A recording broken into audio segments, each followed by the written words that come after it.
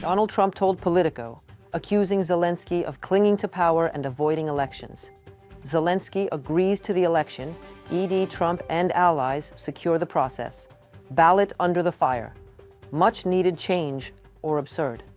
U.S. Republican Congressman Thomas Massie, a Kentucky representative, introduced a bill calling for the United States to withdraw from NATO. President of Ukraine Zelenskyy has visited Brussels. Learn the aftermath in our story. They talk about a democracy, but it gets to a point where it's not a democracy anymore, Donald Trump told Politico, accusing Zelenskyy of clinging to power and avoiding elections. Ballot under the fire. Much needed change or absurd. In 2023, the Secretary of the National Security and Defense Council of Ukraine, Oleksiy Danilov, answering to the statement of President of the Parliamentary Assembly of the Council of Europe, Tiny Cox, expressing a wish for Ukraine to hold parliamentary and presidential elections under martial law, Danilov said literally the following: "No elections in Ukraine, neither parliamentary nor presidential, can be held during martial law." That was almost 3 years ago. So did anything change today? Well, it did and it did not. It did not, because the law did not change. It still prohibits ballot under martial law. But something did change, because Ukraine is ready for elections, Zelenskyy says, with only one if standing in the way. With all due respect to our partners, I will say frankly that I am ready for the elections. Not only that, I am asking, and I am now declaring this openly, the United States of America to help me, together with our European colleagues, to ensure security for the elections. Volodymyr Zelenskyy, President of Ukraine. Who actually benefits from those possible, impossible elections in Ukraine? We know, for sure, without any shadow of a doubt. And we have a firm answer to them. Our territory and our sovereignty are not for sale. We're not at the Christmas bazaar. We're not at the infamous Cherkizovsky market. Russia wants Ukraine to capitulate, as we just heard. But my reply to you would be: дырку от бублика получите вы, а не Украину. You will get just the whole of a bagel. Distinguished members of the Council. We are at war. And what Zelenskyy is asking those who want elections in Ukraine against Ukrainian law to happen anyway, even if that happens. How would you make sure the voting process for hundreds of thousands of Ukrainian army fighters on the front line, in between combat clashes and under severe shelling and mortar fire and drone assaults and missile fire? We heard those democracy-demanding voices all the time from the Kremlin. Yes, when it demands elections in Ukraine, and says that Ukraine has no legitimate president and it does not want peace. Please, when next time you hear the Kremlin speaking, please appeal solely to facts. Ukraine has accepted all 6 proposals presented by President Trump this year. Russia has accepted 0. Putin is mocking President Trump and buying time to keep killing Ukrainian families, ensuring hundreds of thousands more Russian men die in trenches for perverted lies. Joe Wilson, Republican, member of the U.S. House of Representatives. Ukraine is a democracy not because Donald Trump or anybody else says so or denies it. Not because Putin or Tiny Cox want elections, but because an overwhelming majority of Ukrainians, even those being in a staunch opposition to Zelenskyy, they understand. First things first.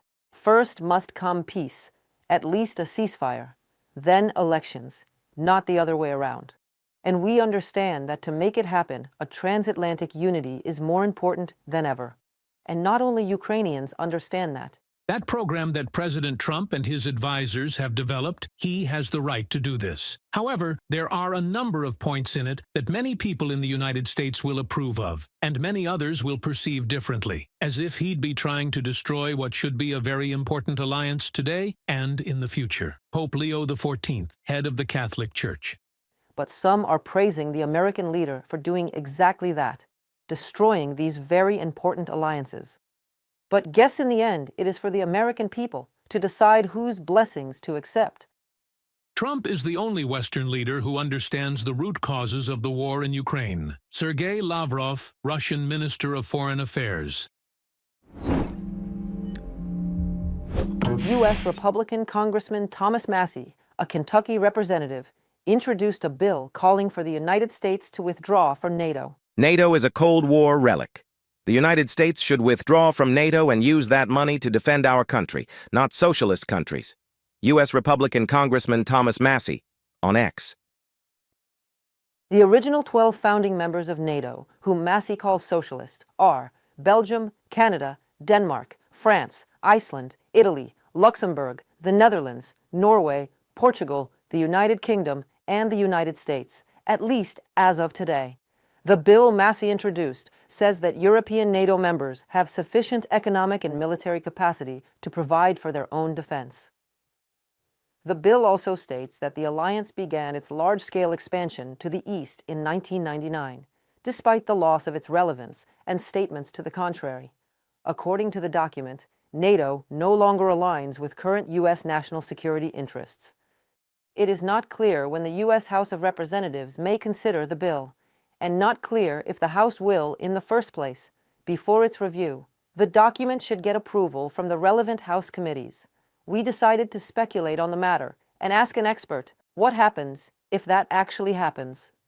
America's new national security strategy, which was published just a few days ago, must act as a final wake-up call for countries across Europe. In barely disguised terms, this document aims at a divided and weakened Europe.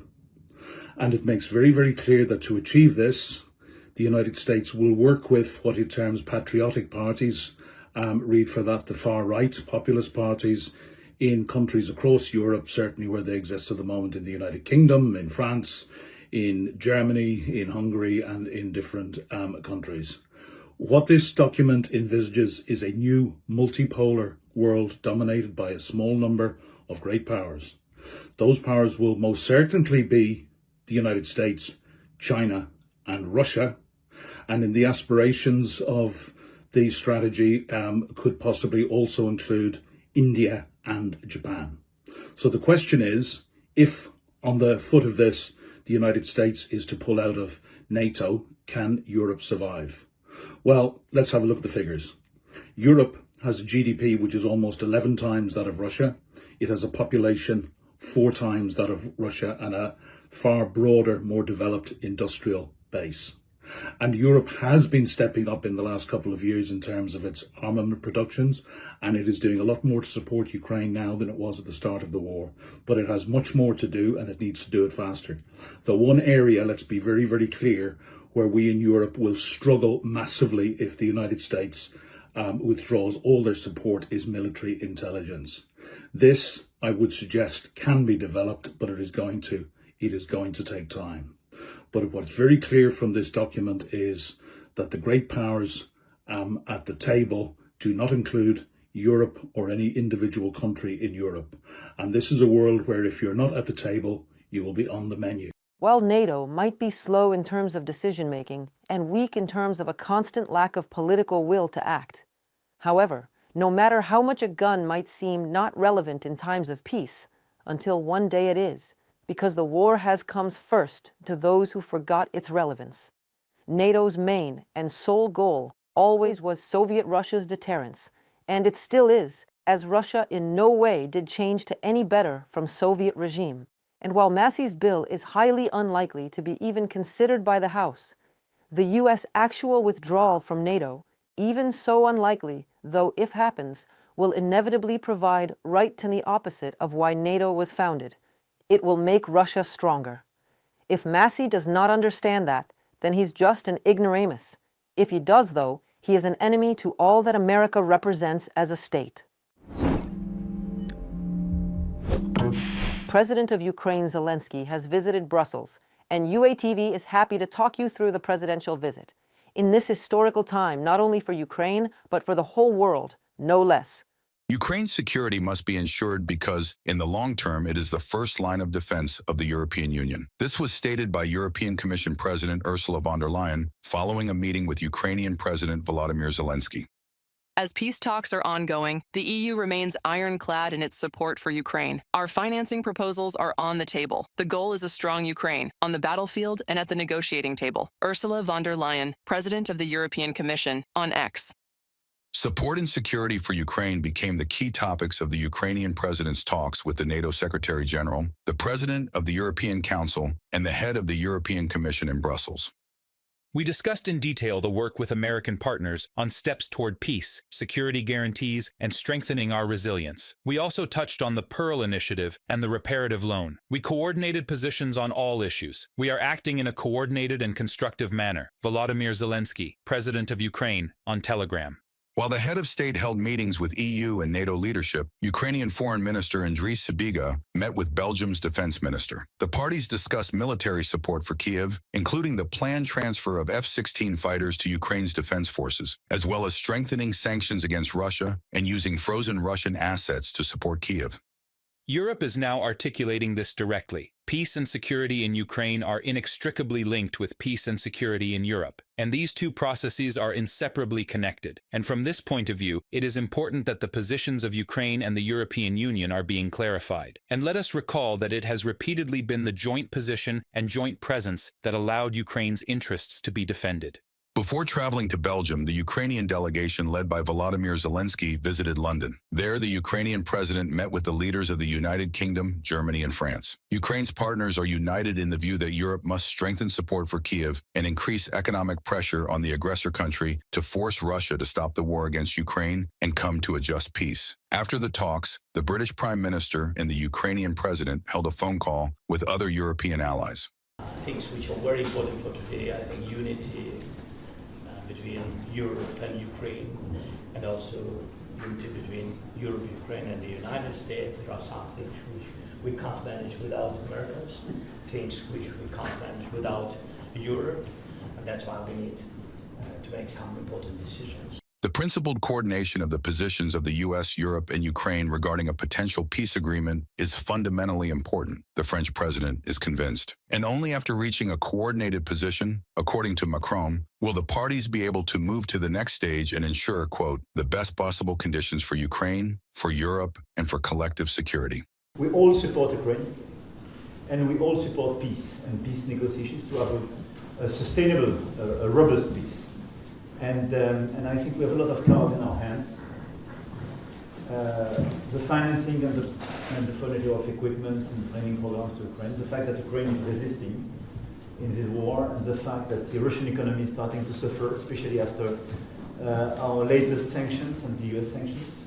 The leaders of the United Kingdom, France, and Germany emphasized the peace plan must ensure a complete ceasefire, guarantee Ukraine's territorial integrity and sovereignty. The coming days may be decisive in the peace process, believes the German chancellor. At the same time, no one should doubt that Europe will continue to support Ukraine, emphasized Friedrich Merz. Ukraine's fate is Europe's fate, stated the head of the German government. Reported by Nikita Skoblikov, UATV News. That's all for today. Thank you for standing firmly with Ukraine. If you're new to the channel, don't hesitate to subscribe to stay updated on global events through the Ukrainian perspective we bring you. Goodbye and see you tomorrow.